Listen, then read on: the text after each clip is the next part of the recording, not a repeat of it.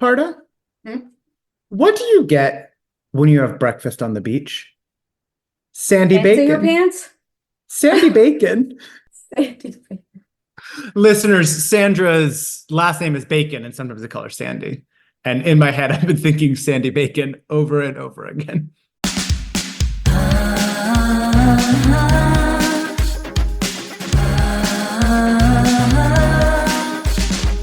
Look right into your podcast app. You'll see there's a discourse happening. Is this book a masterpiece or problematic? One's a lifelong diehard fan, the other's a first-time reader. Both are really smart and funny and attractive. Sweet feather, sweet feather. Talking trends and hierarchy. Sweet feather, sweet feather. Relentless focus on their bodies. Sweet feather, sweet feather. What do they mean by all American? Sweet feather, sweet feather. No sex, just titillation.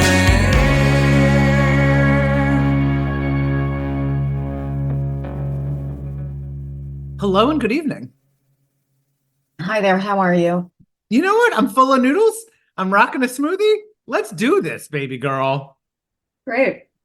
Today's book is Sweet Valley High, number 30. Good for us.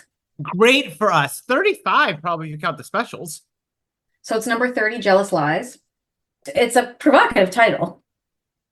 It is. I was provoked. Jealous Jaloux lies. Lies. I feel like the lies in this book, I mean, we'll get into it, but I don't know. It could have been called something else. I'll just say that. Yeah. There are, I think, some lies, but it's like they're not that big, kind of, and it's like it's more about other stuff. Yeah. So maybe we could think of what we would have liked it to be called. Do you have 6 words? Friendship and love will liberate us. Friendship and love will liberate us? Yeah. Liberation. Interesting. Interesting angle. Friendship and love will liberate us. Ooh, can't wait to dig in. Okay, mine. What's mine? Oh, I've got another one. Is that okay? Yeah, go ahead. PBA lenient if you're not fat. That's so true. That was something that really stood out in this book. Is that like at the end, PBA, the famously rudest sorority ever, and they're basically evil, is like actually nice and says to everyone, like, you know what, everyone can actually stay in a sorority, even though we love kicking people out and just look for any reason to do it. So as long as you're Yeah. not fat, come on in. Okay, I have mine. But uncharacteristic, it's actually 4 words. Reverse psychology sometimes works. Interesting. And am I to understand that you were summarizing the B plot mainly? Or is this all plots? All plots. Ooh. Color me You intrigued. know, we lots to dig into, it seems. Yeah.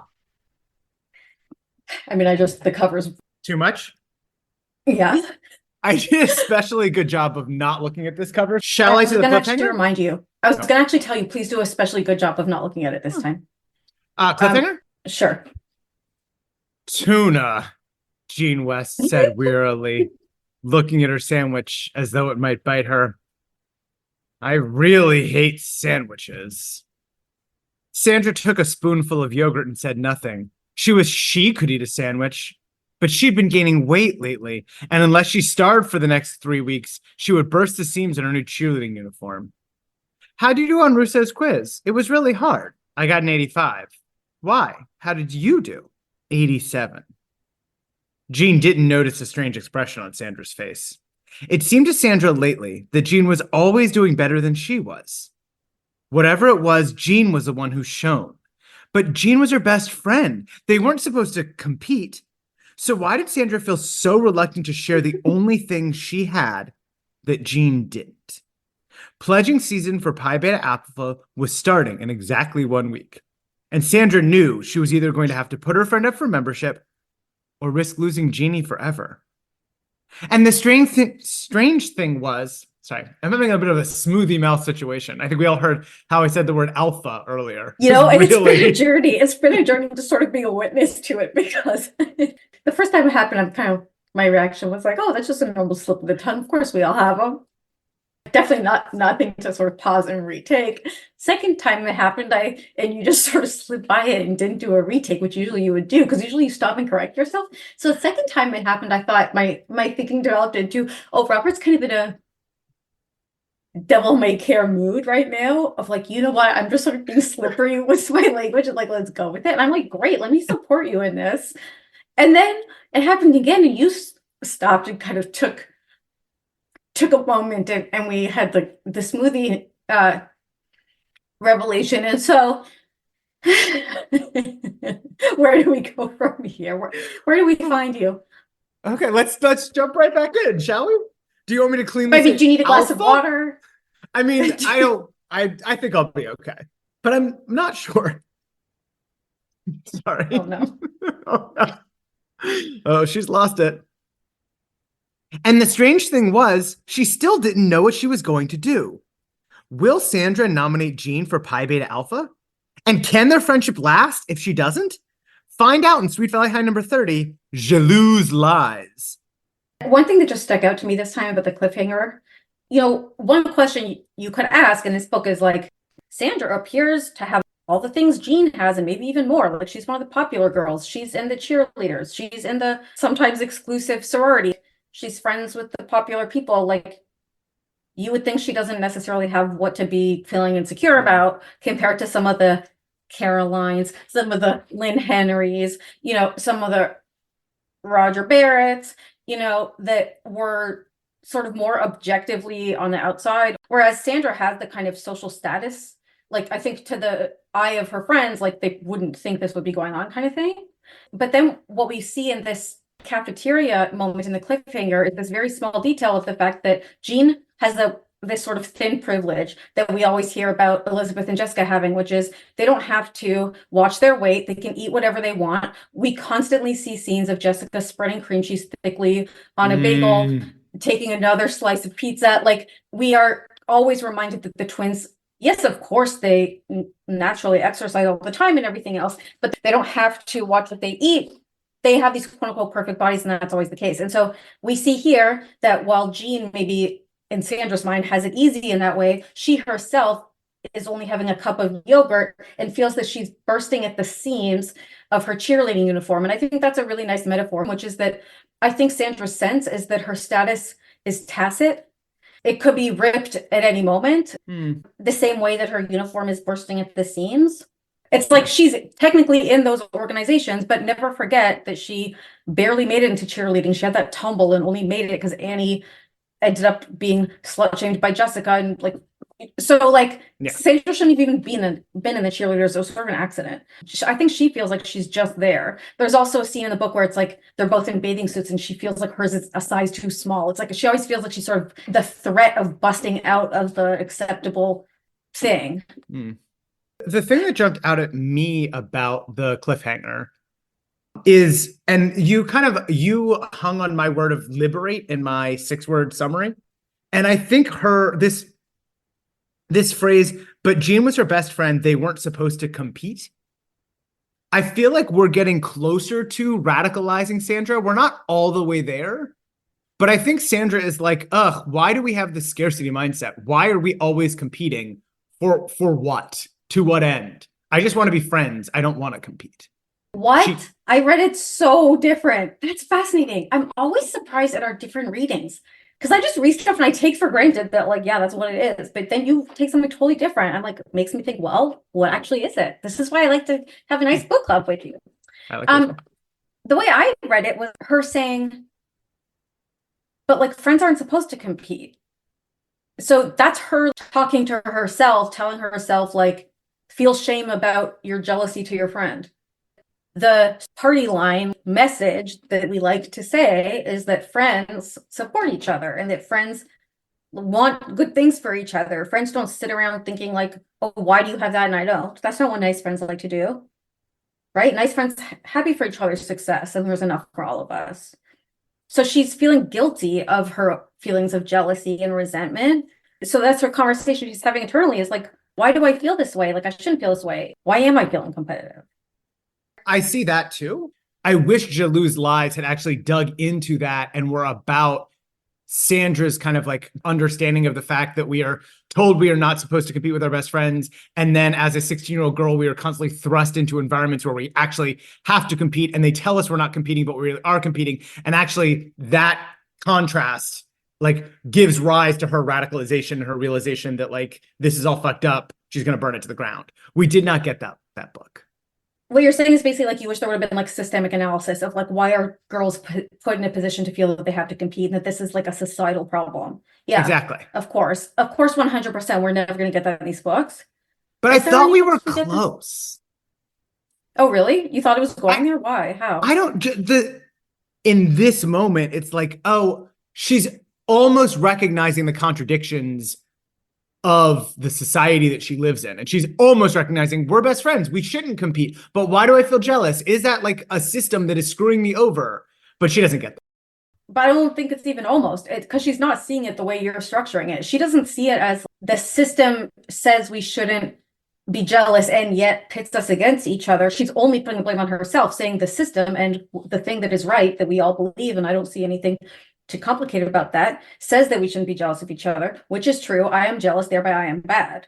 Like she's not doing any, which I don't know why she would be, but you know what I'm saying? Yeah. I just want her to be. Yeah, that's not the book we read. Yeah, that's what I'm saying. Yes, I agree. Can we summarize the book and then do the book cover? Or? Sure. Okay. I mean, whoever is the luckier, okay, to the luckier one goes the B plot tonight. And I think we can both agree that that's true because the B plot is, I don't know what. Go. Or you want me to do? And you want to be the one to who goes the riches. I mean, I'm already wearing my riches and my jewel tone. So maybe the riches go to you? Okay. So the A plot is, it is pledge season at PBA. And Jean really wants Sandra, who's already in PBA, to put Jean up for nomination. And it's going to be a clear shot because everyone is saying, we got to get Jean in PBA. We got to get Jean in PBA. Everyone's saying it. Sandra, in a very relatable way, feels like her membership in PBA is the one thing that she has that Jean doesn't. And so she doesn't actually want to put Jean up for nomination, but there's really no way around it. So she does end up having to nominate Jean. And if we remember from, what's the tug of war over Robin Wilson? Power Play.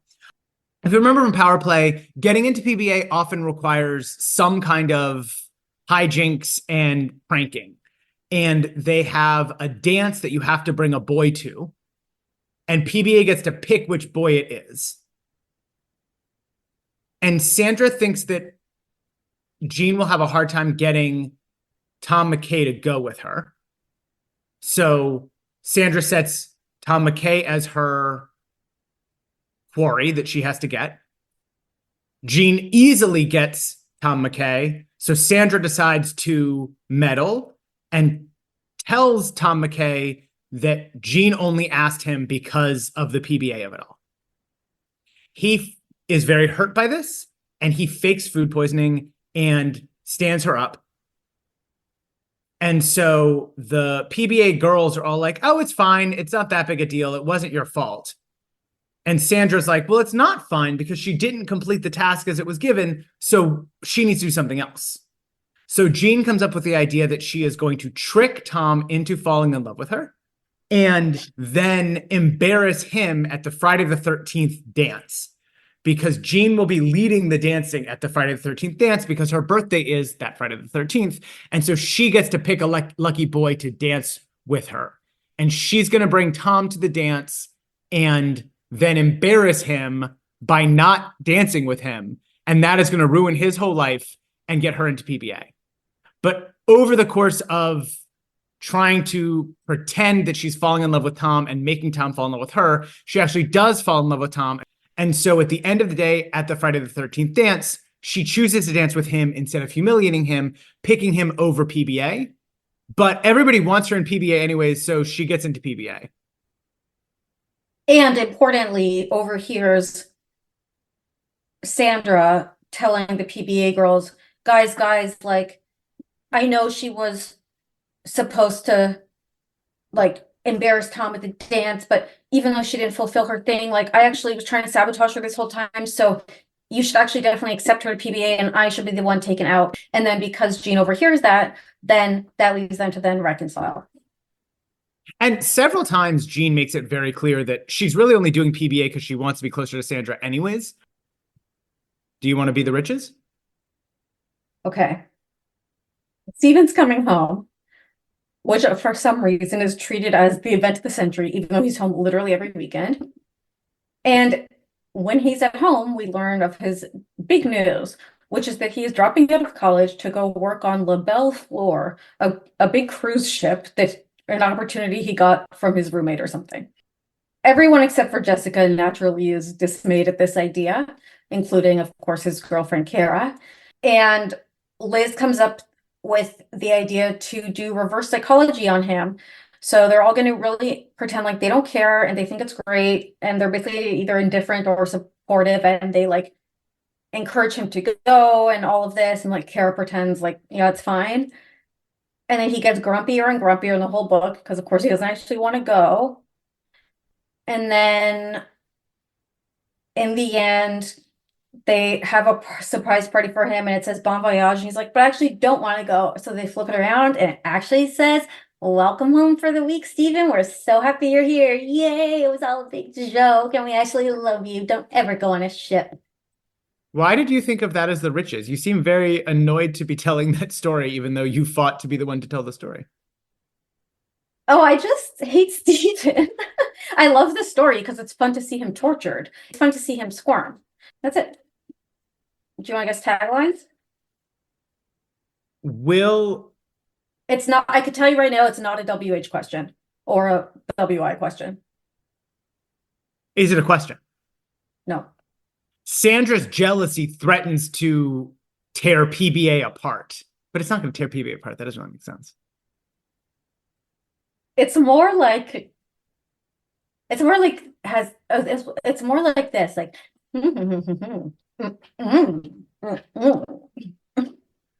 Jean's a It's like- shoo-in for PBA unless Sandra does her wicked magic. oh my God, Robert, bravo. You completely got the tone of what I was trying to convey with my noises. You didn't get the words right, but you exactly got what I was trying to convey, which is like something, like, and then a twist. Yeah. Like, So what are the right words? Someone doesn't want Jean and Pi Beta Alpha, M dash, her best friend Sandra. Like you'll never guess. And then guess what the back is? Bon voyage, Stephen. Is it one of those like 3 words, ... It's one word, ... It's dramatic, sort of. Intrigue, ... Deception. More specific, kind of, to the dynamic. Jealousy, ... Backstabber. Ooh. You know? Yeah. I mean, now the cover. Show me that couve. Oh, this cover. And I had one thought that was so strong when I saw it, and I'm wondering if you're going to say the same thing. Oh, wow. Okay. So Sandra looks like Kristen Wiig. Yes! Was that your thought? Kristen Wiig. Kristen Wiig. She looks exactly like Kristen Wiig. That is powerfully weird. Yes. Oh my God, that's hilarious. Was that? Oh, good. I'm glad. Okay. So we've got Kristen Wiig and Punky Brewster. And, right? That's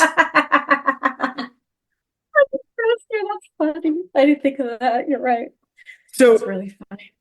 Sandra is wearing like a kind of pink ladies, pink satin, Pi Beta Alpha jacket over a modest white turtleneck. And she has her arms crossed and she is looking kind of smugly at the camera. Like, look at me, I'm PBA's best and brightest.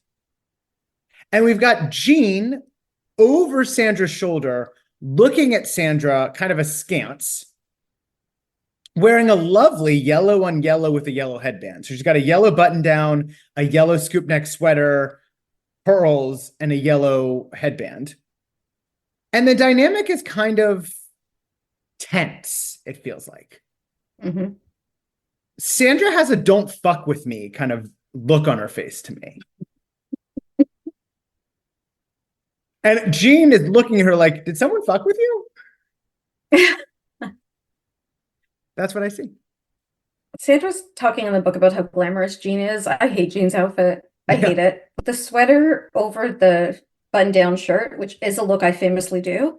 Her button-down is like popped in this way. Yeah. That is so affected. It's like half popped, actually. It's popped on one side, not the other. It looks so sloppy. affected, combined with the pearl, but it's like that waspy, like it's like the one thing of slop that makes that like a Tory Burch kind of girl would with the pearls. It would be like, oh, I'm like being quote unquote like messy. You know what I mean? I don't think it's cute. Like when I look at this cover, my first reaction is that despite the glaring Pink Ladies PBA silk bomber that Sandra's wearing, that obviously positions her as Sandra, I always look at this cover and I think it's the reverse because number one, like Jean sort of looks concerned.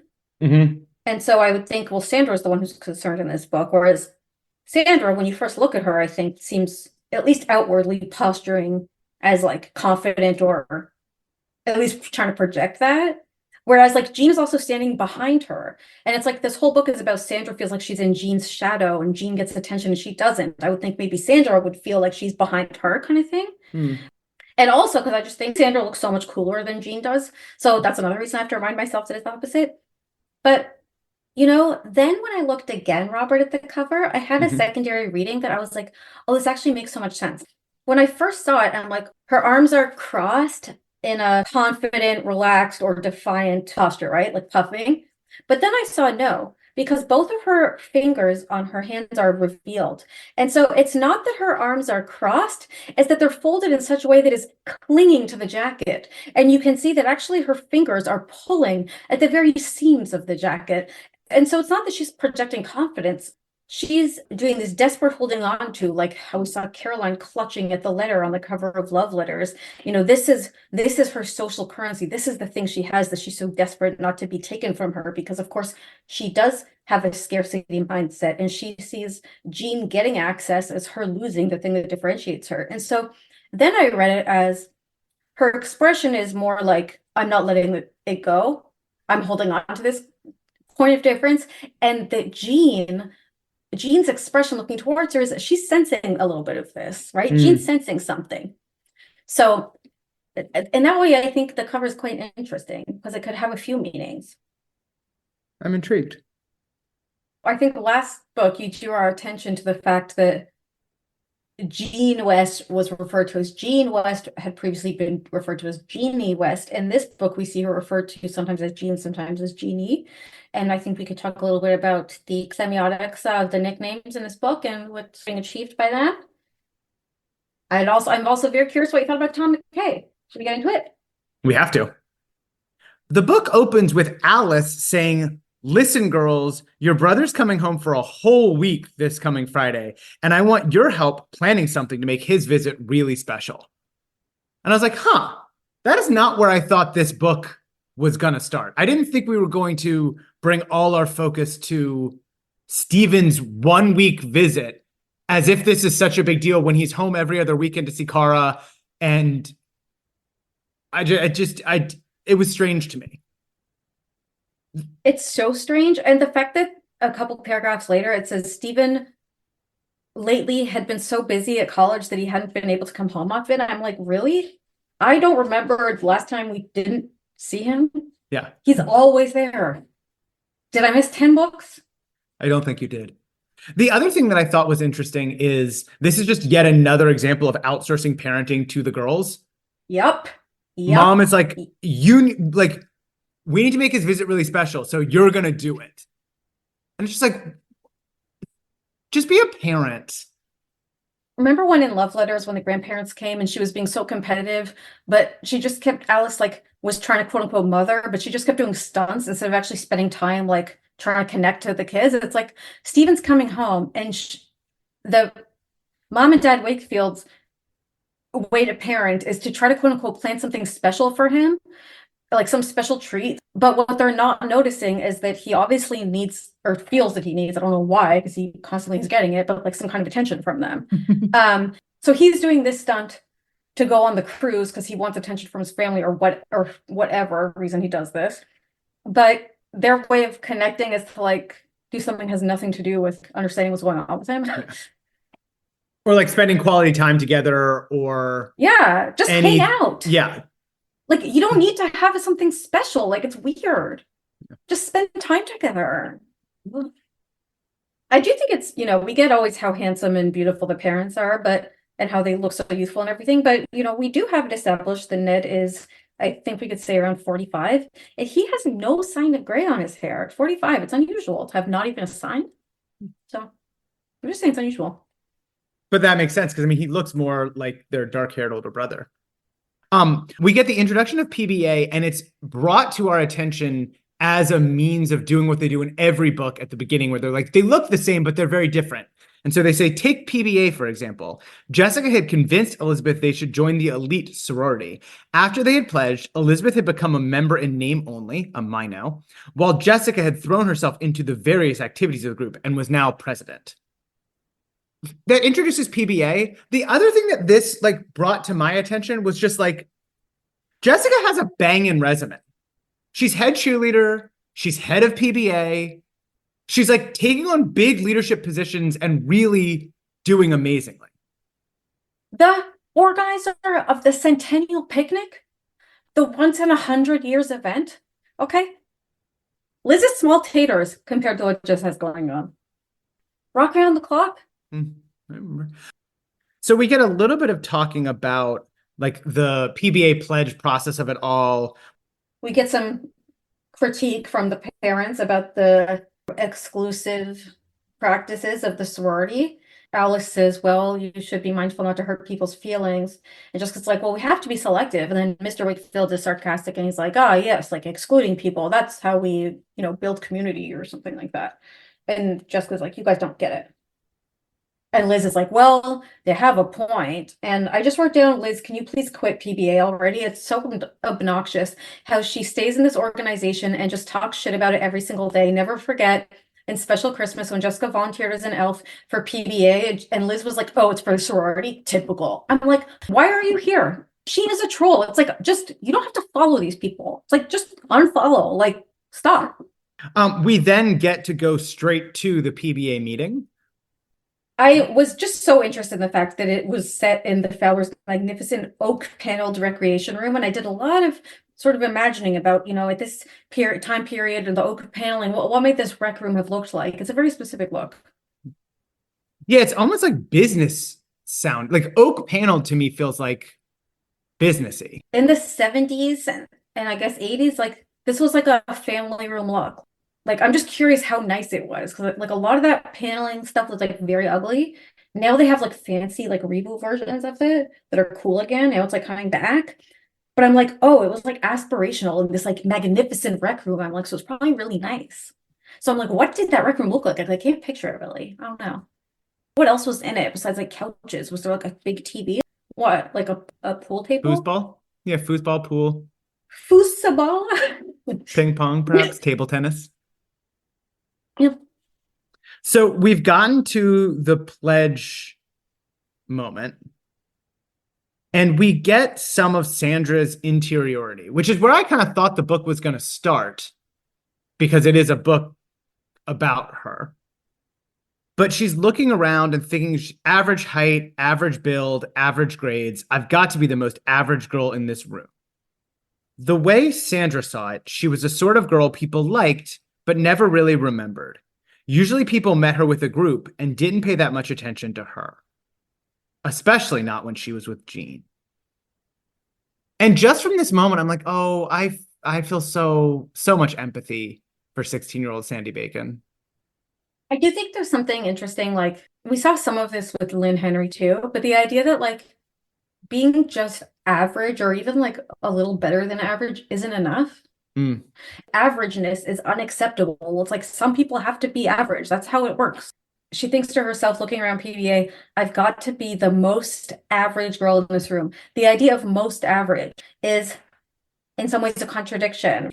She's so typical that she's more typical than anyone else. What? I'm not just listening. No, but your eyebrows, I'm not liking them. Let's move on. Go on. So we get more of this idea that Jean is spectacular and Sandra is just average, and average is not good enough. Unlike most of her classmates, Jean never wore jeans, which I thought was kind of a funny moment that they did absolutely nothing with. She's a really good cheerleader. She always gets A's. She's won tons of awards for the flute. She's a great dancer. She's even a great cook. And the only thing that Sandra feels like she has that Jean doesn't is pi beta alpha. And so Sandra is clinging to this one marker of superiority. She's holding on to it as much as she possibly can. So Amy gets nominated, then Jean gets nominated, and then we get the kind of driver of the book. Sandra had other plans. She was going to be Jean's sponsor, all right, but she was going to do everything she could to ensure that Jean didn't make it through the pledge period. She was going to keep Jean out of PBA, no matter what it took. We get again the idea that the ghostwriters of these books did not know the difference between the two insure and insurers, but I think that's okay. Chapter 2, Water Ballet. Jean and Sandra have their legs in the pool, and Sandra's thinking, oh, I wish I looked as good in my bathing suit as she does.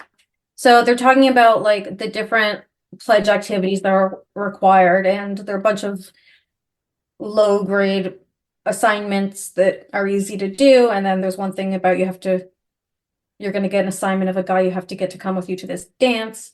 And Jean's like, oh no. And Sandra's like, you'll be fine. Every guy in school would want to be your date. But she's looking at her face.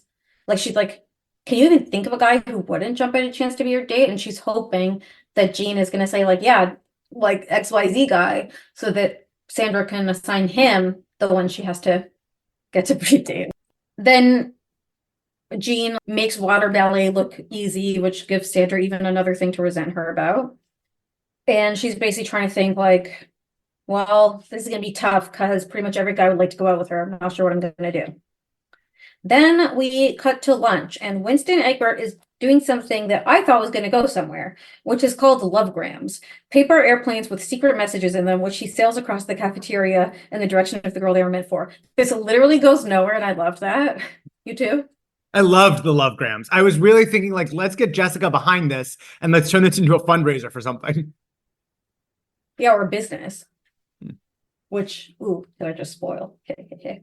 Wait, have we read that one? No. Then Liz is like, we're gonna have a surprise party for my brother. He only likes hanging out with high schoolers, so can you guys show up? And they're like, yeah. And then something interesting happens. Even though Sandra thinks that everyone loves Jean, and there's no one who could ever say a bad word about her because she's so perfect, Winston actually says, well, isn't she kind of actually hard to get to know? And Sandra's like, well, even though I am kind of resenting her, I'm defensive when other people say bad stuff about her. So what are you talking about? She's the sweetest, best girl in school. And Winston, being a shady, you know what, is like, not everyone seems to think so. She's like, what do you mean? He's like, I mean, it doesn't really matter, but I ran into Tom McKay looking kind of glum this morning, and he said he had tried to talk to Jeannie, and she really gave him the brush off. He was good and mad, to tell you the truth. Sandra's like, great. If Tom is like annoyed at her, I'm gonna make him the one she has to get to take to the dance. I didn't totally follow this. And we get some backstory on why Tom was annoyed with her, and it's just like everything about this is just it's weird that Winston's saying it. The way he tells the story is weird. The reporting of the actual interaction is weird. It's all just like, what's I think like what was especially strange about it for me is like, because it starts off with Winston being like, well, not everyone thinks so. Isn't she kind of hard to get to know? So you think then what we're going to get is like a more generalized comment or more generalized discussion about, oh, some people maybe perceive Jeannie as like stuck up or cool or whatever. It's like, oh, I guess not everyone thinks she's so perfect. But it's like, it ends up being this very small thing, which was like, Tom tried to talk to her and she like wasn't that friendly to him. And it's like not that deep. And And Tom was so upset he talked to Winston about it. And it's like Winston's trying to start shit or something. It's like Winston wouldn't, it just feels also like Winston wouldn't say that. It's like weird. Yeah. Caroline telling the story, you're like, oh yeah, of course. That makes perfect sense. Winston, you're Yeah. like, but he's a lovable jokester.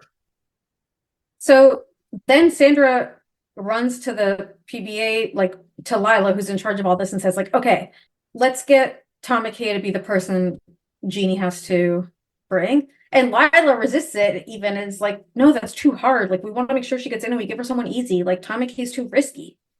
Sandra's like, no, like, he'll jump at the chance. And then we get the sort of our introduction to Tom McKay. Do you want to read the description? I'd be curious what your first thoughts are on this guy, on this character. Tom McKay was one of the best looking boys in the junior class. Blonde and clean cut, he was on the tennis team. He was also a whiz at science and loved any kind of outdoor activity, biking, camping, boating. He was exactly the kind of guy most girls dreamed about, but he seldom dated. The last girl he'd gone with was Jessica Wakefield, and a few people joked that she had turned him off the female sex forever, having strung him along until someone better came along. Just curious. You know, just this idea of being quote unquote turned off the quote unquote female sex quote unquote forever. I'm just curious, you know. I mean, What do you mean? I mean, I certainly didn't highlight it and then write some fanfic about Todd and Tom together. I don't even know what you're suggesting, Pardo. I mean, I'm hopeful. I'm gonna say at this point, I'm very, very hopeful. There's big queer energy here. Tennis. I mean, just the words turned off the female sex forever. I mean, it's Yeah, it's pretty explicit. But even before that, I mean, like, who else was on the tennis team? Me! Gay Bruce. people! Bruce in his tiny little bikini? I bet that's why Tom's on there in the first place. We get one of the few jealous lies in the text. We get the first jealous lie in the text, which is Sandy saying to Jeannie, and she says, listen, Jeannie, dropping her voice confidentially, I'm a little afraid some of the other girls think I'm playing favorites with you as it is. I don't want them to think I'm trying to make the pledge period easy for you. It could get you in trouble if I did. I mean, I feel like that was her main line. Yeah. But I like the way that you raised our attention to when it's Jean and when it's Jeannie. And this feels like a specific and intentional deployment of the Jeannie. And Jean's reaction is so sweet. You think of everything, Sandy, she said gratefully. You know, that never even occurred to me. Does anyone really think you're trying to give me special treatment? And Sandra's like, well, no one said anything, but I'm definitely getting some vibes. But promise not to say a word. I could be completely wrong. So she's just kind of like covering her trail, where it's like, I'm thinking this thing. This is a lie I'm going to tell you. But if you hear that that's not true, don't hold it against me. Weird how she's trying to like cover her trail there, but not about her actions at the tennis shop. But we'll get to that. We will definitely get there. Lila gives Jean advice on how to tame Tom McKay. And she suggests the tennis match. So Kara and Jess are having a conversation. Apparently Steve's roommate, Bob's father, owns an ocean liner. One of those ships used just for cruises. Every few months, the ship goes from LA to the Far East and then onto Europe. Anyway, Bob's decided to leave school to work for his dad, and he's convinced Steve to quit college and go along. One of the chemistry tests, i.e. the term we use to refer to sort of unnecessary wrinkles and complications in these stories. But one of those elements of this for me was like, Tara's supposed to be a secret, but then she tells Jess and then Jess isn't going to tell. But like, none of that goes anywhere. It's like, it doesn't matter. Like, so you think it's going to be like, oh, Jess knows that he's planning this. And so she and the Wakefields are going to conspire before he, it's like, no, then she goes home and he tells them at dinner that night or something. It's like, okay, so why did it matter that Jess had this prior knowledge? It doesn't make any difference. It absolutely doesn't. We cut back to the tennis match. Tom comes over. Jean flirts with him. Tom shares his schedule of when he works at the tennis shop, which will, of course, come into play in a little bit. Pascal's schedule. Pascal's tennis shop schedule, of course. Of course. I mean, that's also like the level of stakes of this book. It really is like the tennis shop schedule is the big thing. So then it's not a chemistry test thing, but it's another thing where it's like they've set up all of these big hurdles, but then they're not big hurdles. So it's like, oh, Car has been sworn to secrecy, and then Jess knows, but no one else does, and blah, blah, blah, blah. And it's like, oh, Gina's got to find some way to get Tom McKay to go to Kara's party. And then it's like, she literally just says, Kara's having a party. Do you want to come? And he says, yeah, I'll give you a call later this week and I'll find out when it starts and everything. And it's like, okay, huh. If we look at it from Sandra's perspective, it's like she feels like she's being foiled. She keeps trying to make it hard for Jean, but her attempts to put these hurdles keep being surpassed. Like Lila helped her, and then it turns out Tom actually says yes. So that makes sense to me. That's her frustration that the hurdles aren't working. Yeah, that definitely makes sense to me. I was expecting a little bit more. I was expecting Jean to have to put a little bit more work into getting Tom to say yes. But I guess part of the tension of the text is the idea that Jean doesn't have to put very much work into anything, and Sandy notices that and does not like it. I also think like the reason that isn't the thing that Jean has to deal with, like the struggle of getting Tom to agree to it or whatever, is because she has then a different struggle, which is he going to find out that like I asked him as part of a trick, even though they actually end up liking each other, and he ends up finding out that, so blah blah blah. I was just a bet. Yeah. Are we both referencing She's All That? Is that your favorite? I was going to say, what's your favorite movie like that? She's All That was the first one I thought of, but I don't know if that's my favorite. Mine is Can't Buy Me Love and 27 Dresses. Because James Marsden gave a different name to Katherine Heigl, because she's always being a bridesmaid, never a bride. But he writes under a different name for his newspaper where he talks about weddings. And he actually only was dating her to write an article about her and her sister's wedding. But then they actually fell in love. But then the article came out the next day, and she's like so mad after they had this romantic night. How do you feel about How to Lose a Guy in 10 Days? Which is like they're both in the bet, which I like. You know, I know that one is very much like big in the sort of psyche of the culture, but it was never big for me. Like I think I saw it once passively, like half watched it in college. Someone had it on. All I remember is there's a scene of she puts tampons in the bathroom to turn him off or something. Is it big for you, this one? Is it good? Should I watch it? I don't know that I've seen it in many years, but I do think it probably doesn't hold up because almost nothing does. Such is life. Such is life.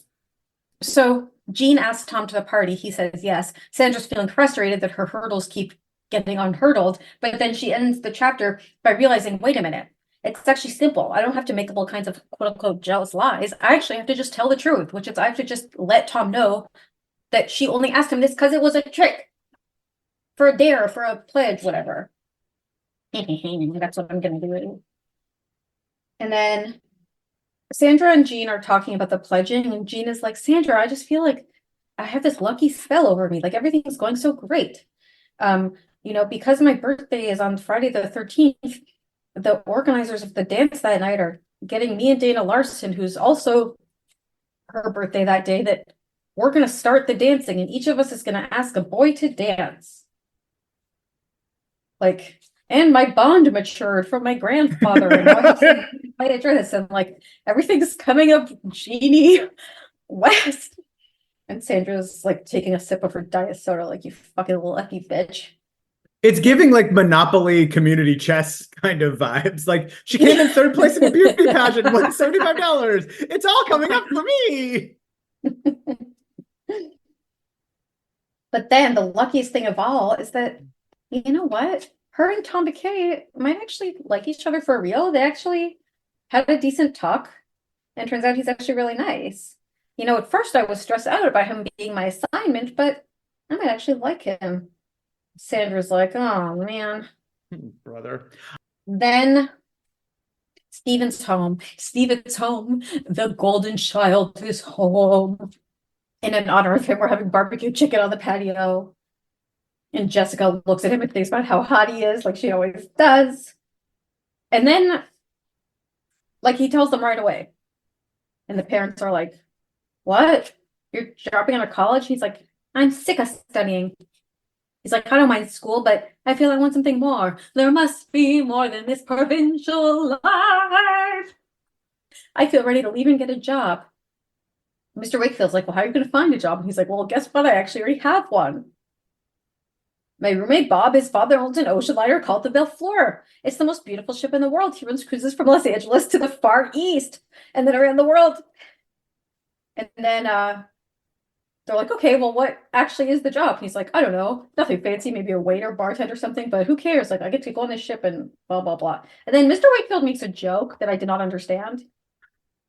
I highlighted it and said, maybe Pardo could explain this to me. He says, that reminds me of a joke I heard the other day. One guy says, my daughter went around the world this summer. And the other guy says, oh, really? Where's she going next summer? The only way I could interpret that was that it's about like sort of the never-ending treadmill of like financial success, where it's like if you're bragging to your colleague, well, my daughter went around the world. It's like, well, then you can't beat it. Then there's nothing else. Like, what do you do when you have everything? You've done everything. That's all I got. I mean, would you call that a joke? Nope, but I wouldn't call putting Christmas lights on a tree a joke either. They like to think that's a funny joke. Remember, because he always wants to be silver and blue, and then they end up being a multicolored tree. I think this cruise ship thing is fake. I think it's like when Alice had a fake job in San Francisco to get attention. The fact that the ship is called the Bellflower and the guy's name is Mr. Rose, it feels made up. No? I mean, I love your willingness to assume that everyone's job is made up. I really like, it never occurs to me to be like, this is a made up job, but I like the idea of it being made up. But it's like, there's like just everything about it sounds fake. Like the name of it sounds fake. The fact that there's no corroboration, like for example, no one's met, like it's all very, I don't know, hearsay. Okay. The story I told myself was just, his name was always Mr. Rose, and so he named the ship Bellefleur to like kind of as a tribute to himself. But of course, that's the public name. The private name is my favorite twin. And then the parents are like, well, we have to talk to you about this. And Steven's like, but I'm a big boy, mommy, daddy, this is my life, not yours. And no one's going to stop me from sailing on the Bellflower. No one. And then they're like, well, what are we going to do? And Liz is like, I have an idea. Let's do a reverse psychology campaign. She's like, just got the right idea. Instead of getting upset, we should act like it's no big deal. Let's approve. In fact, the surprise party we've been planning for him can actually be a bon voyage party. And Mr. Wakefield's like, the kids just might be right. Ha ha ha, let's do it. And they're like, okay. Can you just imagine for a second what their reaction would have been if Jess had said, let's do reverse psychology and pretend we really like his idea? I could tell you what their reaction would have been. If they're home, it's one thing. If they're Guidos, it's another. Because when they're in public, they're very concerned about making a scene. So if it was a Guidos, it would have started with Jessica, don't put it in public. But if they were at home, just barbecuing on the patio, it would have been more casual, sort of dismissive. So it would have been more like, Jessica, no one's interested in your schemes right now. This is a time for a serious thing about family and being honest and about our feelings. And we don't like your manipulation. Stop trying to manipulate everyone in our family. Like, I actually think that is literally word for word what they would say. Yep. Before we get to chapter 5, can I ask you something? I just realized something. I never really got to know, like, did you like this book? So as I texted you, this was a one sitting for me. I started this book and was like, oh, I'll just read like the first little bit and then I'll like put it down and pick it back up. And I stayed up until I finished it. And I'm not even sure why, because it wasn't like, it's not a thriller. The stakes are really low. Like, couldn't be lower. Literally couldn't be lower. Like very early on, Gina's like, well, if I don't get into PBA, like as long as I still have you, I don't care. And it's like, huh, okay. So it doesn't matter at all. It's like, yeah, or will Steven go on his fake cruise? Yeah, worst case scenario, Steven goes away for a little bit. But something about the way it was written, it was just like easy for me to just like nom nom nom nom nom, just chew it on up. Great. I mean, we haven't talked about it yet, but of course, the big thing that happens at the end is the arrival of someone whose name starts with a J. Yeah, well, I mean, and that's called Jeffrey. Right, and to avoid spoiling, I'm allowed to say it. Yeah, you're not saying. I'm just saying. I'm not allowed to. No, I'm not allowed to say the word Jeffrey. You know, the word Jeffrey is a spoiler. Please, we've already referenced that I care about Jeffrey. That's been already referenced. That's public knowledge at this point. What? For those of you who haven't read any beyond this book, it doesn't feel like a huge reveal that Jeffrey is coming. It just feels like any regular cliffhanger. That's all I was going to say. 100%. I just meant referencing more like the conversations you and I have had, which is literally just there's a character called Jeffrey, and when there's been other Jeffreys, you've been like, is this the Jeffrey? And I've been like, no. And we've been like, is this the Jeffrey? And be like, no. Like, all I'm saying is like, this is the Jeffrey. Like, the Jeffrey who arrived in this book, who came from a farm in Oregon, is the Jeffrey, and I, for one, am excited. I'm excited too. I just love him. I love Jeffrey. Okay. So chapter 5, finally, we get the payoff from Pascal's tennis shop schedule. Tennis schedule. So Sandra goes to the tennis store and pretends to be buying a pair of shoes for her mom, which is just so interesting. She brings up PBA, and then Tom is like, oh, Jean did mention it.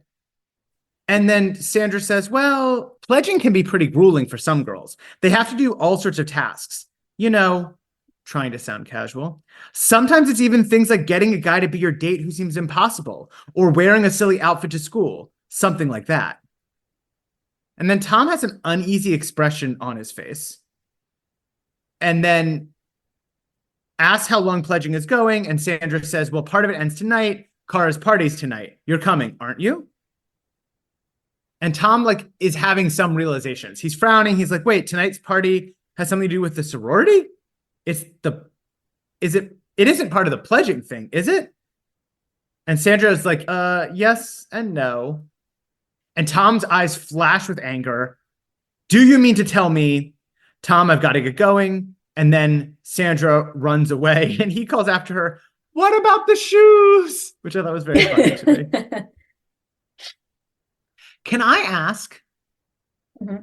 And maybe I'm approaching this with the wrong energy. Let's imagine that someone of any gender asked you to go to Kara's party with them. And then later you found out that they asked you as part of a pledge requirement to get into a sorority, fraternity, or gender-neutral Greek-based alliance system. Would you be angry and hurt? Yes. Okay. Wait, you wouldn't? I guess I probably would be, but while I was reading this, I was like, why does Tom care so much? Like, because the implication is that she doesn't actually care about him. She's using him, and that her flirtations and liking him has been inauthentic. That this is random. She's been randomly assigned to him, and so she's faking the feelings. It just, I guess, obviously, the stakes are just super low. It's like, you're going to Kara's party. Like, it's not like... No, the stakes is he's starting to like this girl. That's so not the stakes. The Kara's party is just the way he's finding out that she has been misrepresenting potentially her intentions with him. And like, if this person has lied to you and not told you that they asked you on a stunt for their sorority pledging, like, there's no reason to also believe they've been misrepresenting themselves when they've been seeming like they like you and you've been, you know? Yeah, I mean, I understand. I've seen enough of these movies. I understand. I just, in my head, I was like, well... What? I don't understand how you could say, well, it's like, I don't understand what's not to, like, explain to me how, because what he's learning of is deception. Explain to me why it doesn't matter. Like, it's not like it's like, oh, put a rubber spider in someone's locker. Like, this is personal. It is personal. I mean, they've talked on the phone a couple of times. They're going to Kara's party together. I think we've gotten enough signals that it's not nothing. We know he likes her because he tried to talk to her that first time. Then, as they've been talking, they've been like finding things in common. It's like, I'm not saying he should like freak out or it's like some huge, crazy, terrible thing, but I'm like, how could you not be hurt by this? Well, he's very hurt by this. He goes home and gets angry. For ages, he'd had a secret crush on Jean. Who wouldn't? The way that they handle his secret crush is so fraught and weird. And weird how? Oh, the fact that Tom was shy around girls. Maybe not outwardly shy. After all, he'd managed to date Jessica, one of those popular flirtatious girls in school. But when it came to making a commitment to really caring, i.e. really fucking. Then he was shy. Gay. Homo. I mean, okay. I was being you. I was being you that time that you said that. I was being you. It was reference, Yeah, no. not use. Reference, not use. I said, I'll cut Okay. it. That's fine. I'll cut it. No, you're gonna cut it. No, I don't. Okay. I don't want you to cut it. I want people to see who you really are. I don't. I do it. Yeah, I mean, I guess I do. I do understand why he's so upset. As is typical, when people's feelings are hurt, rather than talk to the person about it, they find some roundabout way of kind of punishing them or addressing it passively. And so what he decides to do is stand her up. And it's very, very interesting chemistry test in this book. It's a lot of double, triple, quadruple bluffing. And this way I talked about the reverse psychology of it all, because it's basically like he's pissed at her now because he's found it out, right? But he doesn't want her to know that he knows. So he keeps on acting like everything's normal, everything's normal. And then he ends up gradually standing her up for the party, like first calling and saying he's going to be late, and then he just never shows, right? But then, like, and he says he was sick at the hospital. But then when she finds out that he was lying about that, she doesn't want him to know that she knows. So then she does this whole reverse thing of pretending like everything's great and like laying it on even thicker and being even sweeter, being like, and I'm gonna secretly fuck him over later. And it's like, this is what they do. I like it. It's psychological warfare. Mhm. Um, Then we get Liz and Steve. they're just laying it on really thick, and they're excited that he's going. And Dad gives Steven a bunch of junk, insurance policies, medical plans, all that stuff. I never realized how much paperwork it takes just to stay healthy. And I was like, great, like, let this radicalize you, Steven. The American healthcare system is fucked. Get involved, get active. But that obviously doesn't. And I don't think anyone's being radicalized here, but I did think it was just very realistic. And like one of the things that turns him off is like realizing the practicalities of like admin. He thinks he's making this like adult decision, but then having to deal with the adult paperwork that comes with it, like figuring out health insurance is just like too much to deal with. It's like so realistic. Yeah. It's also really realistic where Steven just feels kind of stuck and he doesn't know what to do. And he says, it isn't really that I feel like I'm wasting my time, Liz. I just want to get it started, you know? Like, so much of my life so far has been preparing me for the next step. Now I'm 18 and I don't know. I just want things to happen. And I just feel like that as a motivating reason for why he's doing this trip around the world on the fake Bilf, like, actually does make sense. Like, I think that is like a understandable. He's in this weird state where he feels like, okay, 18 is supposed to be an adult. I need to be doing adult things. And he's stuck at college not being an adult. And so he's in this kind of liminal phase that we now call emerging adulthood, where you're still like kind of figuring out who you are and you're not actually taking on as many of the adult roles. But in the 80s, emerging adulthood wasn't really a thing. And so he feels like, oh, my life should get started. And then he just picks this fake cruise ship. But like, if he's still wanting to be an adult and like go have different experiences, why doesn't he just lean into college and like stop coming home every second and like find some interesting activities to do? Like, you mean he should stop dating high school girls if he wants to really get the most out of college and have him feel like his life is starting? Like, you don't need to go on a cruise ship. You can just stay at college and stop hanging out at home with teenagers every second. I hate to do this, Becky, but like, as a professor of adolescent development, What? you actually do need to go on a cruise ship medically. Cruise ship? Cruise ship is the only way to get your life started. It's a developmental milestone, right? They Of never course say it the is. cruise ship phase. Yeah. All right, chapter 6, Jean's getting ready and she's excited for her date with Tom to the first party of the weekend. And then she thinks, well, he's running late. I wonder where he is. And then he ends up like actually standing her up and saying that he's at Fowler Memorial with food poisoning. So she shows up at the party herself. She tells them Tom got sick. And Sandra, to Jean's utter shock, responds, I guess we really ought to check out Jeannie's story. I mean, this is one of the biggest tests in the pledge season, and Jeannie's the only one who hasn't succeeded. So Sandra's basically saying, like, if Jeannie's coming and giving us this excuse of why she couldn't fulfill her assignment, like, we better make sure her excuse, like, checks out, meaning that he's actually in the hospital, as if that's something she has control over, but okay. The whole thing makes no sense. So she calls the hospital to see if Tom McKay is there, and he's not. So it's like, okay, well, I guess he made it up, and that means that, like, oh no, what am I going to do? I'm going to be out of the sorority. But then Jean's like, wait a minute, I have an idea. Guys, even though he stood me up, what if we like make an addendum to the rule that says that if I can then fuck him over in some other way, you'll still let me be in? So how about this? I'm gonna not tell him that I know he stood me up. I'm gonna pretend I believe about the food poisoning. I'm gonna keep laying it on thick till the next party. And then when the next party happens, when I'm supposed to ask him to be dancing me on the dance floor because it's my Friday the 13th birthday, I'm gonna actually ask someone else, and won't he have egg on his face? And won't that be something that should get me into a sorority? And they're like, great idea, good.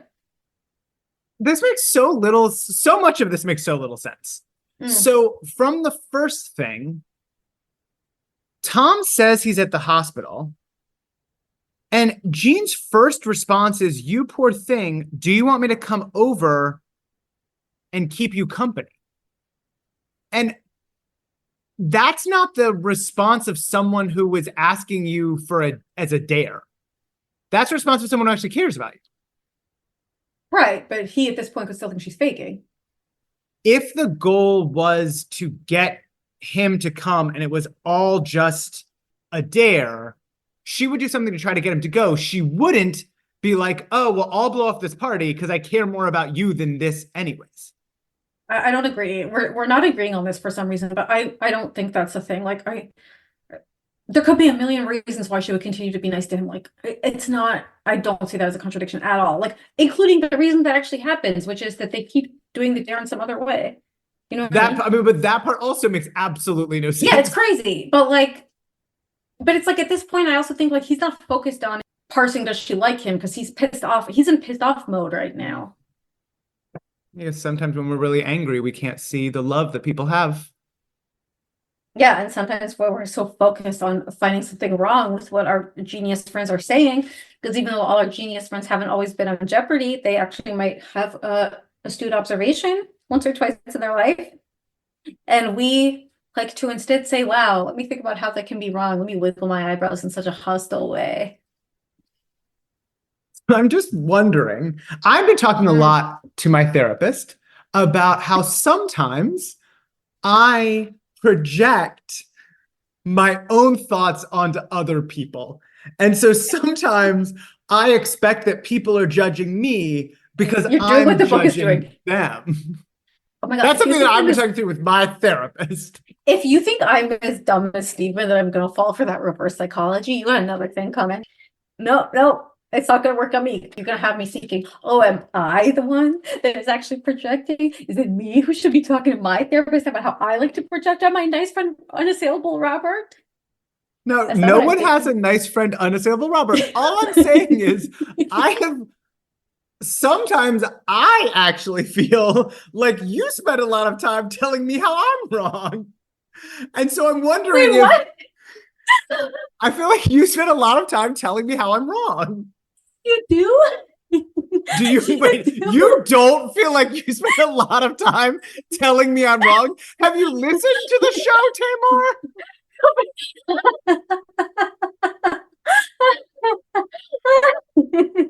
Literally every time I said, you're like, oh, I don't see that way. Oh no, I don't know. I wouldn't think that at all. No, I don't think that either. It's so different. Relative disagreement, but it's the eyebrows. It's the eyebrows that you do that trigger me because the eyebrows say so much than the words ever could. The eyebrows say you're so dumb, you're a little worm. You know what?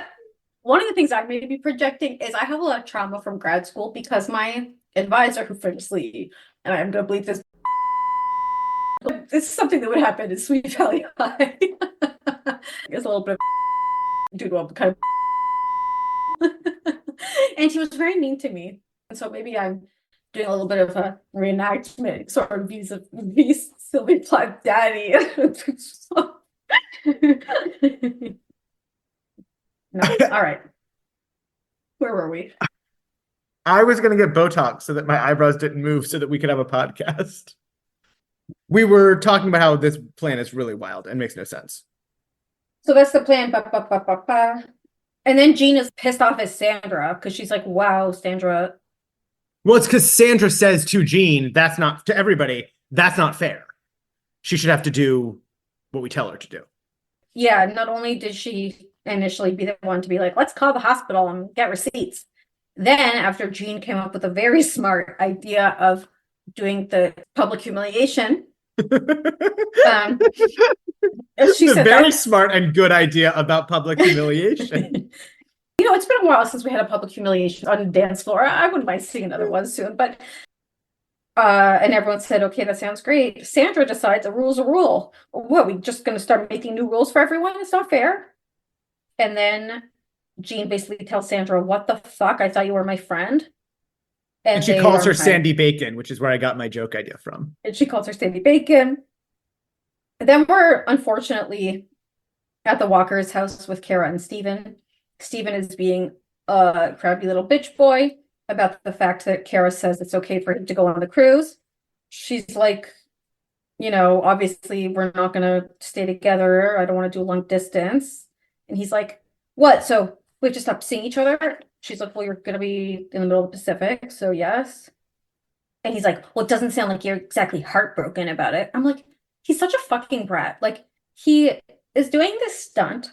And the fact that Kara is, yes, I could understand if someone didn't seem that emotional. You might say, oh, I thought they'd be a little more disappointed or something, and I'm going to leave. I could understand that feeling. But the fact that she's essentially being supportive, if a bit distant, and that he reacts by being like sarcastic and bitter, his eyes burning with anger, like hell we will be friends, slamming the door behind him. And Kara's like, oh, Jess and Liz, I hope you guys are right that this scheme is going to work. Otherwise, I might just ruin everything forever. Again, he's just demonstrating that, like, why would anyone want to be with him? Yeah, it's so strange to me that Kara isn't like, oh, I was doing a reverse psychology thing, but now I actually believe this. We should break up. Because why is being my friend so bad? That's how every book with Kara and Steven feels. It's like, oh, okay, great. I hope this ends with Kara being like, okay, I'm going to dump you now. But so we get Jean's interiority, and we really do get to see that Jean is a very kind and sweet person. Because she's just reliving everything. She can't believe how Sandra acted. She thought they were like sisters. She's her best friend. There had to be some explanation for Sandra's behavior. The sorority wasn't very important, and Tom McKay certainly wasn't. Burn on that, homo. But Sandra still mattered more than anyone. I don't know. I just feel like Jeannie is almost not a real person because she is so, so, so kind. Except if she was so, so kind, she wouldn't publicly humiliate him or plan to publicly humiliate him in the middle of a dance floor in a public way. You can't be that kind if that's something you're going to do. I don't care how much you want to be a PBA. And she doesn't even she's mad at Sandra, so that was the main reason she said she was doing it. So why does she even care to do it anymore? She calls over to Tom. She brings him like a whole care package. He's like, don't you have a brother I could date? And he like thinks she's so nice because like even though he stood her up, she's still being nice to him. So it's interesting because like part of the way their care for each other ends up getting developed is that like he's under false pretenses thinking how nice she is, even though she's trying to trick him right now. You know what I mean? But they end up still developing a real relationship through this, which is weird. Tom is reading Sports Illustrated. Tom put the Sports Illustrated down, a perplexed expression in his face. Girls, he thought, the day I ever understand them is the day I realize they're my friends, but probably not my lovers. We'll have to keep reading and find out. I literally can't wait. We cut back to Steve and Jess. The plan is working. Jess is being like the happiest girl in the world. Here's some brochures. Be so happy. He's upset about Kara. Jess is really actually pretty clear and fine and says, like, do you blame her? Like, you're going to be having the time of your life. It wouldn't really be fair if Kara just had to sit around at home and be depressed. I didn't expect her to sit around and be depressed, but I didn't expect her to be so matter-of-fact about breaking up either. She acts like it's no big deal, as though what we have together doesn't even matter. Well, Jessica said, maybe she figures that's how you feel too. Did you talk to her about your plans to leave school, or did you just drop the bombshell on her when you got home? And ding, ding, ding. It's interesting because under this pretense of what's like going on, the real truth is revealed. You are a shitty boyfriend. You are not taking her feelings into account. And so fuck you is what Jess is saying here. And I think we all resoundingly say Hell yes, Jess. Hell yes, And Jess. what's interesting is they have him, we see that he sort of maybe recognizes it in his mind at least, because he says, well, I called her from school and told her. He blushed then, realizing that telling was not exactly the same as talking over. And wouldn't that be a great lesson to come out of this? Wouldn't that be a great learning for Stephen, is to how to communicate, right? And maybe that's something that he and Kara at the end up having a conversation about before they get back together is, well, the real issue between us actually is the fact that this is how you deal with this situation, right? No, that conversation never happens. There's no growth ever from him. Poor Kara. Chapter 8. We have basically like a fake, not a fake, but like it's sort of like when Caroline Pierce like told everyone that her fake boyfriend had plagiarized the letters, but it's like then she didn't tell them the boyfriend was fake. It's like, so Sandra does this apology to Jean, and you think this is going to be like them making up, but then you look at how much of the book we have left, and there's still a bunch. So we realize, okay, that's not, there's going to be something still left. And so what happens is like Sandra basically apologizes to Jean, but then she doesn't tell her the actual truth, which is that she actually was trying to sabotage her, and she actually has all these complicated feelings about PBA and like this whole like competitive thing, and she has these, which I could understand why she wouldn't get into that. It's a pretty complicated thing to have to tell someone and reckon with your own feelings. But so she sort of goes halfway, like she wants to reconcile their relationship, but then she reinforces like, I promise I want you in PBA. And so she's still sort of reinforcing that little bit of a lie in that sense. So we know something's gonna still come to a head, but they're both kind of relieved and happy and think that everything's good. And then Tom has made a special surprise for Jean, which is a picnic outside at school. And Jean is thinking to herself with disgust, this guy is off his rocker. But then guess what? It turns out that they actually have fun, even though she's trying to do Operation Revenge on him still. And she finds herself still enjoying talking to him, and she has all these conflicting feelings. And then he says he's going to take her something really special. So he takes her to a special amusement park and says, we're going to go on a Ferris wheel. And she says, but I don't like rides. I'm scared. And he's like, well, you then should hold me tight. And then we have a romantic moment. He squeezes her hand and looks deep into her eyes. Do it for me. It'll be worth it. And she's like, I'm scared. And he pulls her close. And he says, do you want to get off? She says, no. Her eyes squeezed shut. They were climbing higher and higher. And she could feel her stomach turning somersaults. He's holding her tightly. She doesn't feel afraid. And he huskily says, now, open your eyes now. And her eyes flew open. And she gasped. This is the most beautiful view I've ever seen. The mountain ranges on the far side of the valley were jagged and stark, providing a perfect contrast with the gentle green of the surrounding countryside. He says, it's always been special to me. I wondered if it could be special to you too. And she thinks to herself, this isn't a game anymore. And this is a real human being, not a dare. And he has a gruff voice, and he's kissing her, his lips gentle and warm, his arms tightened around her, and she feels that she doesn't want to ever come back down to earth. Then Tom and Jean are on yet another date in the out of doors. He's tickling her under the chin with some grass. And I didn't like that. Okay. In my story, he asked for consent. And she was like, oh, I love grass play. You wouldn't be so turned off if someone did that to you as like a way to flirt and be cute. You seriously? If someone tickled your chin with a blade of grass, I would. It's over. Depends on who it You is. like this? You think if it's newly gay Tom McKay, I'm down. All right. And then basically Jean comes clean about the pledge task, and then that she knows that he didn't really have food poisoning. And so it's like, oh, maybe everything's gonna be fine. And then Tom was like, wait for it, I've got a bomb to drop. It was Sandra who told me about the pledge task in the first place. And Jean gets really, really upset, understandably. The fact that Jean at this point has been telling the PBA girls that she's like, yeah, we're still on for my trick for Tom, and I'm still planning to do this. And then when she's with Tom, she comes clean about the first part of the scheme, which is that she asked him to go on a date with her as part of a pledge, and that she knew he lied about the food poisoning. But she doesn't tell him that she had also planned to then do this humiliation of him, which she's of course going to cancel. And that, as I like to say, Delta, I thought was setting us up for the fact that someone's going to tell Tom, right, oh, she's going to humiliate you on the dance floor before she gets a chance to not humiliate him. But then that doesn't happen. So I'm like, well, why do we need that?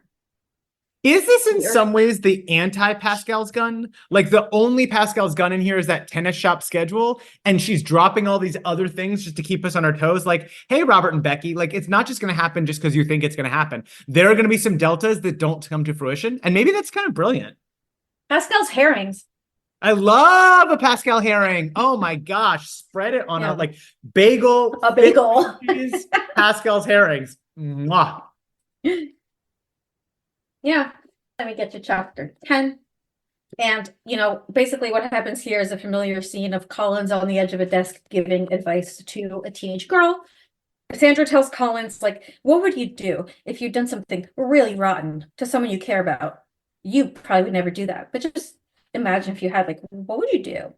And he's like, well, don't be so quick to assume I don't know how you feel. I have done some rotten things to people I love in the past, and we're wondering, like, what? Yeah, huh? And would love to get some more details. He's like, don't worry, I'm a sociopath. I can give you advice. And he's like, and since I'm human, something tells me I might again. I guess my own way. I guess my own way of hit. He's like, I have children in a bunker right now as we speak. And he's like, well, sometimes the ethical thing is not the easy thing, but it can be very hard to confess. But I can tell you the secrets don't usually like to stay secrets, and they actually like to usually come out. And if you actually tell the truth, the person might be more willing to forgive you than if they hear it from the streets. And she's like, oh, I guess I know what I have to do. Then we're back with Dybbuk. Dybbuk. He's like, Mom, Dad, I've been thinking about the Belle Fleur and Mr. Rose, and isn't it weird that you guys don't seem so opposed to the idea anymore? And they're like, well, you told us you wanted to. You're an adult. You can make your own decisions. And he's like, but what am I going to do about medical insurance? It seems really complicated, and I don't want to deal with paperwork. And they're like, well, we'll give you a loan if you need help with medical insurance. And he's like, and what about my future? What if I don't like the ship? What if I don't like the ship? He's like, how am I going to get a job?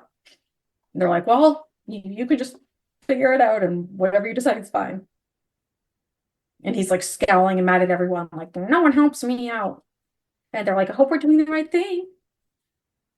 It is interesting because they're doing the exact opposite of what they would normally do, but they're still not being good parents. They're still not having actual conversations with their child about his future. Because the way they parent is stunts. They have a surprise party, and then they do reverse psychology. Like, they can't just talk to him. They cannot. It's not an option. Chapter 11. So Tom comes to pick Jeannie up for the dance. He brought her half a dozen red roses. It's like, why did the authors have to point out that he's like going a little cheap? Like, let him take the whole full dozen on. Jean is still conflicted. What am I gonna do? And then she's like, well, Sandy's gonna get her wish tonight. I'm not gonna humiliate Tom, and so I'm not gonna need to PBA. And then Sandra will be happy. It's so dumb. Then they're at the dance. They get on the loudspeaker. They're like, each of you gets to invite a special person to dance with. She hadn't ever told Tom that she was going to dance with him. So it's like kind of weird that this was ever the plan to really big humiliate him anyways. But regardless, she picks him to dance with her. She starts crying. And then all of the PBA girls actually turn on Jean. And they say, look, she keeps screwing this up. She can't do it. If she's not going to be a vindictive bitch and ruin this guy's life and humiliate him in front of his entire high school class, then she's just not PBA material. I just do need to say one thing. Obviously, the whole thing is crazy that you should have to humiliate someone to get into a sorority. Yes. But it's also just really weird that up until, like, even when they were at the dance, Jean still is perpetuating this lie to the PBA girls that she's planning on doing this. And it's just so pointless. Like, they literally just asked her 5 seconds ago, so you're still going to do it? I don't know why she felt the need to just tell them, this is stupid, I'm not doing it. But Sandy comes clean to the PBA girls and says, I was so jealous of Jeannie. I figured she had everything and I had nothing except Pi Beta. I guess I was afraid everything would be over if she got in, and I couldn't stand it. But you can't keep her out. Let her join and kick me out instead. Which gets back to this kind of like cheerleading model where it's like 1 in, 1 out, and we have a specific number we need for the pyramid, where it's like, I mean, you don't have to leave just because they need to add her. They could add her either way. But I guess she feels she's behaved in a way that is unbecoming of the women of PBA, so she should be expelled. Someone must be punished for this infraction. A head must roll to preserve the the sanctity of the organization and the sort of integrity of the organization. Finally, we get, so Jean overheard Sandra do that whole speech, and they have a big hug, and now they're having their real reconciliation and their real honest conversation. And Sandra comes clean about, I was jealous. I felt you were so perfect. She explains that she felt like Pi Beta was the only thing she had, but I don't care about the sorority now, and I'm just glad that we're all happy together. And then, like you said, the PBA girls decide to be quote unquote lenient, and they say, you know what? You guys both get to stay in PBA. And then Jean and Tom are having a nice dance, and he has a husky voice. He says he's falling in love with her. She smells the clean scent of his aftershave. I'm falling in love too. And they have a wonderful, nice kiss. Very sweet. And then Enid is sipping her punch and says, hey, Liz, who's that guy with Aaron Dallas? Elizabeth is like, I don't know. I've never seen him before. Let's ask Jess. They're like, Jess, who's that guy hanging with Aaron? And she's like, oh, his name is Jeffrey French. He's new. He just moved here from Oregon, and he's starting school on Monday. He's a junior. He and Aaron met at some soccer camp in Northern California last summer, and Enid's silent. She's like, Jeffrey French, with a funny little smile on her face. And Elizabeth's like, Enid, are you under some kind of spell? And she thinks to herself, Enid is bewitched, something to do with this Jeffrey. So then we're in the car. Kara and the Dybbuk are on their way to Tiberino's. Kara tricks Steven into going back to the house, and they throw the surprise party. Bon Voyage Steve is written across the banner in huge red letters. So exciting. And then Steven's like clearly not excited. And he says, I think it's great. There's only one problem. I'm not going anywhere. And they're like, what? You heard me. I've changed my mind. I'm staying in college. I'm going to tell Mr. Rose that I don't want to sail on the Belle Fleur. Well, Jessica said, I guess we planned the wrong kind of party, didn't we, Liz? I guess we did, Elizabeth agreed. Hang on a second, Steve. Maybe this will help. She and Jessica took the banner down, struggled with it for a minute, and pinned it back up, reversed. In huge letters, it read, Welcome home, Steve. We figured we'd be ready just in case. You rats! You knew it all along! He's staying! He's staying! The guests went wild. And the next minute, the Wakefields were fighting over who got to hug Steve first. Woof. Then we get the doorbell. They're all in love. Okay, the doorbell. We're so excited. Doorbell. At 20 minutes after 10, the doorbell rang. I'll get it, Elizabeth said, hurrying out to the front hall and opening the front door. Aaron Dallas was standing on the stoop, looking slightly sheepish. And next to him was the new boy from Oregon Enid had been eyeing at the dance, Jeffrey French. Liz, I'm so sorry I'm late. I've brought a gatecrasher with me too, if that's okay. Liz, this is Jeffrey French. Jeff, this is Elizabeth Wakefield. Come on in. She smiled at Jeffrey, who was even handsomer from this close range. His blonde hair had a bright sheen, and his eyes were a dark green. Welcome to Sweet Valley, she said, putting her hand out to shake his. Thanks, Jeffrey said. His voice was surprisingly low and warm, and Elizabeth decided then and there that she liked him. Believe me, I feel welcome already. Well, I'm glad you made it, both of you. It'll be good for you to get a chance to meet some of the people here anyway. Why don't you come on in and introduce yourself? I'd love to, Jeffrey said, his green eyes twinkling. Elizabeth took his jacket and moved to the hall closet, a smile playing about her lips. She knew one guest in particular who was going to be more than happy to be introduced to Jeffrey. Enid Rollins was going to be overjoyed that the new boy had dropped by. And for her friend's sake, Elizabeth hoped Enid was one of the first people he said hello to. Enid has stiff competition for Jeffrey French's attention. None other than Lila Fowler. Jessica and Elizabeth enter the hottest matchmaking duel ever in Sweet Valley High 31, taking sides, which is the same as showdown plus power play. And I look forward to it. Me too. There's got to be something huge for Jeffrey because he looms so large for you. I think what's going to end up happening is Enid and Lila are so much of a tug of war that, like, Jessica's obviously on Lila's side. Enid and Elizabeth are a team together, and they're both like in a doubles tennis match competing for Jeffrey. And he ends up alone and not with either of them, and gets some kind of raw deal because you've said justice for Jeffrey before. And that's it. Well, of course I Oh, and can't maybe say. Enid murders Lila. Ooh, we haven't had a murder. Have we Yet. had a murder? Do you have any hopes, expectations, dreams? I mean, I know it's coming. Okay, well, that has been Sweet Valley Hive. Listeners, if you enjoyed this, or even if you didn't enjoy this, if you listened this long and you didn't enjoy it, you are a masochist of the highest order. But if you listen this long, send this podcast to a friend. I think that's a really nice idea. It's a nice way to do like self-love. Yeah. It definitely is a nice way to do self-love, to share our podcast with a friend. Thanks for listening to Sweet Valley Hive, hosted by Robert Marks and Rebecca Pardo. For more, check out our Instagram at Sweet Valley Hive. Theme song by Yessie and artwork by Elliot Carroll.